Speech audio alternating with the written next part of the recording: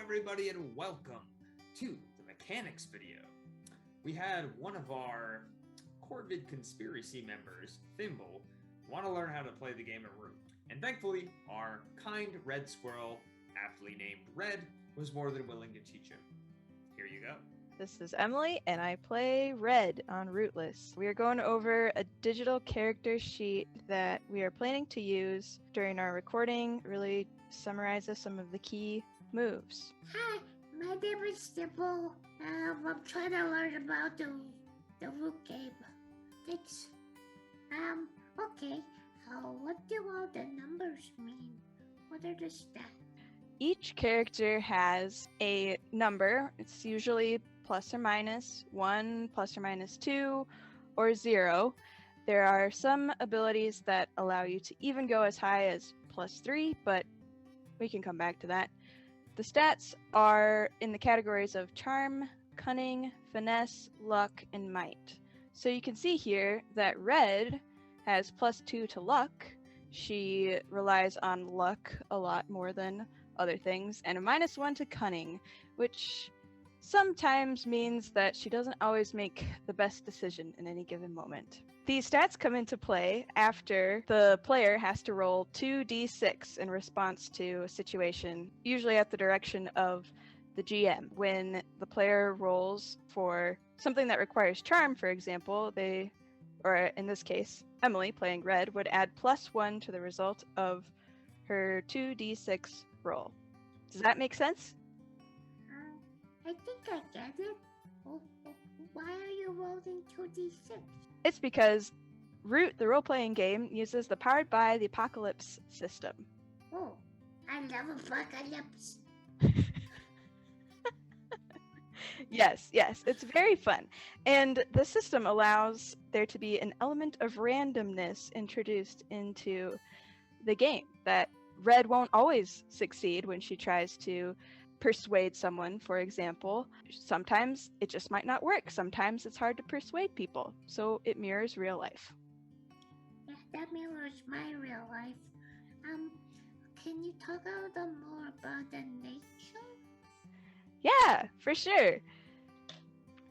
Within nature, Red's nature, as an arsonist, means that she can clear her exhaustion track when she uses a needlessly destructive or damaging method to solve a problem. There are several different types of natures available to the players. And now, I'm guessing that you're going to ask about that exhaustion track. Yeah, what the heck is that? Exhaustion is one of 3 tracks that the player characters have to pay attention to as they're playing this game. The 3 tracks are injury, exhaustion, and depletion. What do they mean? Well, injury represents, whether the character gets injured, and they will mark a box of injury as directed, again, by the GM. What happens if you have to mark all of them? Yeah, if you mark all of them and then something requires you to mark another one, that means you die. Yeah. But thankfully, there are ways to get rid of injury, like when you have time to rest, or there might be certain equipment that you can have or use throughout the game, or maybe you'll even meet a really friendly NPC along your way that will help you out if you find yourself injured. If you were injured, I would give you a nice little feast. Oh, thank you, Thimble. I appreciate that. What happens if you're exhausted? If you're exhausted, well, that relates to this track here. Again, there are a certain number of boxes. I think it starts out with 4 for most people. If you have all the boxes marked and you have to mark another one, then you fall unconscious. Oh, what do you use exhaustion for? Exhaustion, it has several uses. One of which is you can mark exhaustion to use a help action. So if one of your friends in your traveling group is really close to success but not quite there, you can mark exhaustion in order to add a +1 to whatever role they are trying to do. And sometimes that can really make a difference. Oh, that's really good. Do you know the outcome beforehand? Well, you can add it before or after the roll. Oh, that's good. And exhaustion relates back to what we were talking about before with that nature. Red, again, as an arsonist, can clear her exhaustion track when she uses a needlessly destructive or damaging method to solve a problem. Oh, so you blow stuff up, and then you get less tired? Yeah. Oh, that's me. Okay. What about depletion? Depletion represents the preparedness that you have. Marking depletion allows you to take some minor equipment just from your sack or from your backpack or whatever you're carrying along your way. So I think we've used it where, like, if Duncan wants to make a soup and he doesn't have narratively a reason to have, I don't know, a ladle on him, he can mark depletion to say, okay, here is ladle, here are bowls, and use those to mark depletion to be able to serve soup to his friends. That mark depletion to get a bomb? Maybe not something to that level. Oh, That okay. probably falls more into the equipment side of things. But if you had, I don't know, everything except for matches, that might be a place where you could mark depletion to say you have them on you. I don't know. That's up to you to discuss with your GM. I have bombs already. What happens if I'm out of depletion? If you're out of depletion, then you're out of supplies. And you would need to get paid or forage or even steal if that works out with your morality in order to recover that depletion. I mean, come on, you already know it does. What about those other two things? Armor and luck? Yeah, these other things are specific to, well, armor is specific to something that Red has. So she has some armor. I've included it on this page because during battle, rather than mark one box of injury, I could instead mark one box of wear on my armor.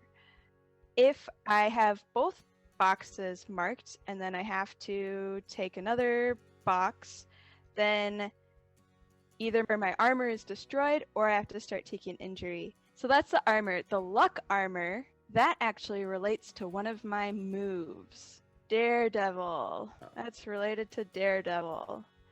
That's a move that is particular to the Scoundrel playbook.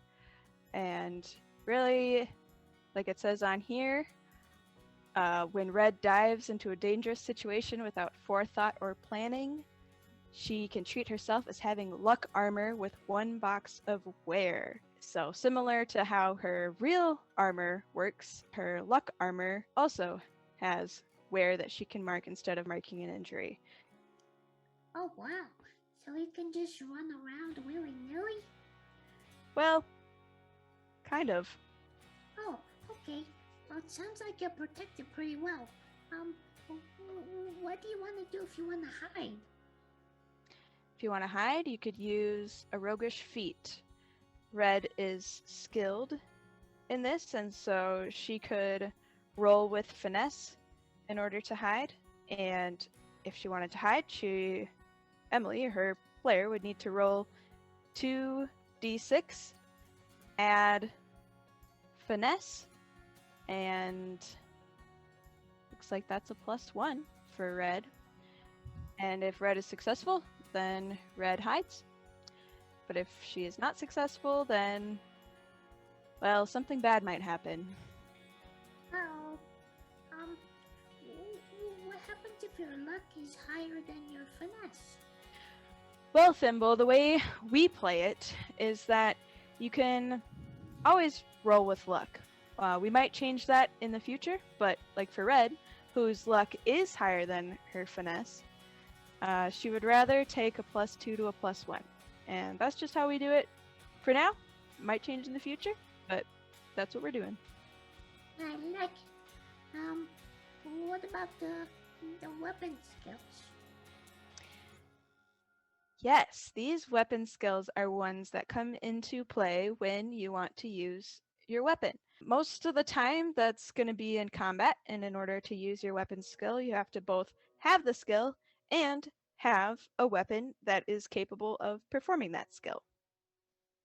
How do you get a weapon with this skill? Well, that goes into the equipment, which is kind of a complicated topic that we might cover a different time. But in general, you might find something, or you might meet a very friendly tinker who could help you out with that, or something like that. Okay, I know a tinker. Okay. What's next? Well, I should probably tell you about connections. The heck does that mean? I've got connections everywhere. I know you do, Thimble. Connections are special buffs you might get because of your relationships with other people in your party. So, like, for example, my friend Rebecca, I can help them out twice instead of once by marking 2 exhaustion. And in that case, Rebecca would get a +2 to their roll. Another connection that Red has is with Sanvi. And when Red and Sanvi are seen together by the Woodland Alliance, they gain twice the prestige. But if they're seen together by the Marquise, they gain twice the notoriety. What in the world is prestige and notoriety? Another excellent question. That gets into reputation, which is another pretty big topic, but I could show you it pretty quick. On this tab of the spreadsheet, we have all of the factions listed, and then also the prestige and notoriety box. Prestige and notoriety represents the reputation that the Vagabond has with the various factions within the Woodland. The boxes are kind of the tasks or the level of badness or the level of goodness that you need to do in the presence or view of that faction in order to reach various levels. This is fairly complicated, but you can find it in more detail on page 110 through 120 of your core book. I think that's good. Anyways, what's next? Drives. That's a good one to know.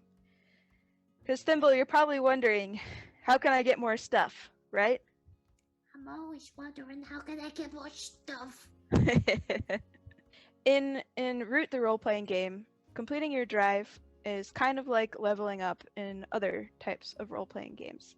So for Red, if she topples a tyrannical or dangerously overbearing figure or order, that allows her to take another skill or another move from her playbook or add an improvement to stats. There are a lot of different options once you complete your drive. How many drives do you have? You have 2 drives at a time.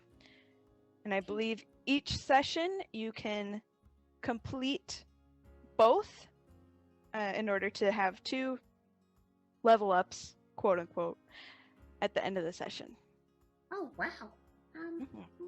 What happens when you complete a drive? You get a new one? Yep. You Fuck swap it yeah. out with something else. Yeah. Fuck yeah. It's a pretty good deal. Nice. About these instinct moves? What can I do as a meerkat? As a meerkat, I don't know, but I'm guessing you do have some abilities that are unique to your species.